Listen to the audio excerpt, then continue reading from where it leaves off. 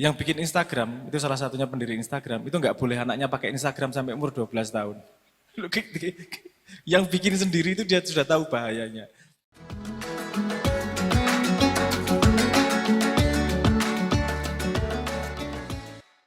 Tadi Mas Abrang menyampaikan soal matinya kepakaran di medsos hari ini. Jadi pernah ngobrol saya sama Mas Abrang itu ketika Gus Mus membuat suatu status, kemudian itu soal agama, status Gus Mus itu dikomen, bahkan sampai dibully, sampai dinyinyir oleh orang yang tidak pernah ngaji setelah kita track statusnya. Tapi bobotnya itu nggak ada yang berbeda. Di dalam medsos itu bobot status Gus Mus sebagai seorang yang alim, puluhan tahun mondok dan mengelola pondok pesantren sama dengan orang yang awam. Ini kan masalah. Karena tidak ada yang namanya penghargaan terhadap kealiman. Ya tadi matinya kepakaran.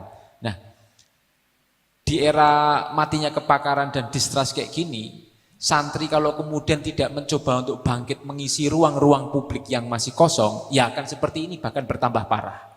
Maka ini menjadi tantangan. Jadi baksul masail yang dihasilkan oleh LBM ataupun oleh pondok-pondok pesantren itu harus semakin banyak, semakin dikeluarkan untuk dipublikasikan sehingga masyarakat awam jadi tahu. Sehingga ketika bertanya ke Mbah Google itu sudah ada isinya.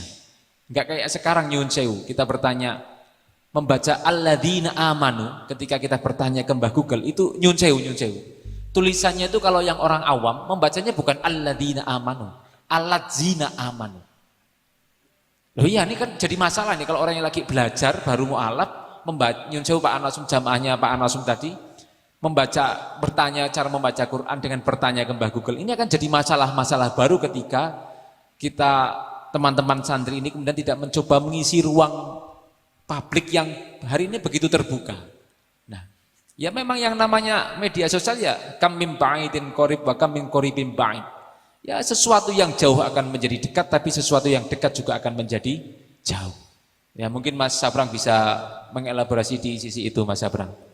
Kalau mau nyanyi lagi nanti Mas, sabar.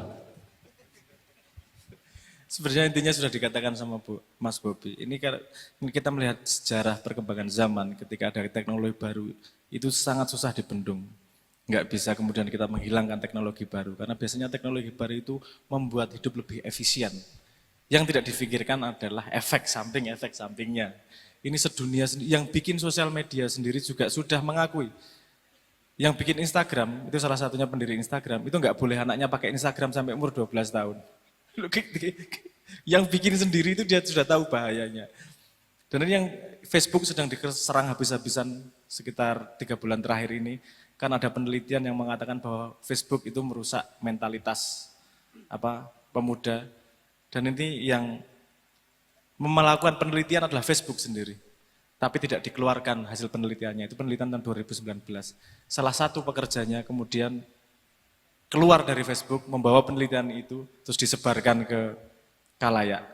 Jadi Facebook diserang, kok bikin penelitian kayak gini kok nggak diumumkan tuh ini. Ini masyarakat sedunia itu remuk gara-gara itu. Salah satu contoh yang paling ekstrim adalah Myanmar. Jatuhnya Myanmar itu 1,5 tahun setelah Facebook masuk. Dan orang Myanmar taunya internet itu ya Facebook. Google aja nggak tahu. Pokoknya beli HP, taunya untuk mainan Facebook. Itu menghasilkan hoax, menghasilkan banyak-banyak misinformasi sehingga terjadi kudeta dalam waktu 1,5 tahun gara-gara masuk Facebook tersebut. Nah ini sebenarnya hal yang bisa punya potensi baik sangat besar, tapi sekarang potensi buruknya yang muncul. Hasil penelitian mengatakan informasi buruk lebih cepat menjalar 6 kali lipat di sosial media daripada informasi yang baik. Ini menghadapinya tidak mudah. Dan Indonesia mau tidak mau harus menghadapi itu. Karena nggak mungkin, kalau Facebook ditutup sama negara, ya pasti protes anak mudanya juga, pasti demo juga. Jadi ini juga tidak mudah menghadapinya. Mungkin itu Mas Bobi.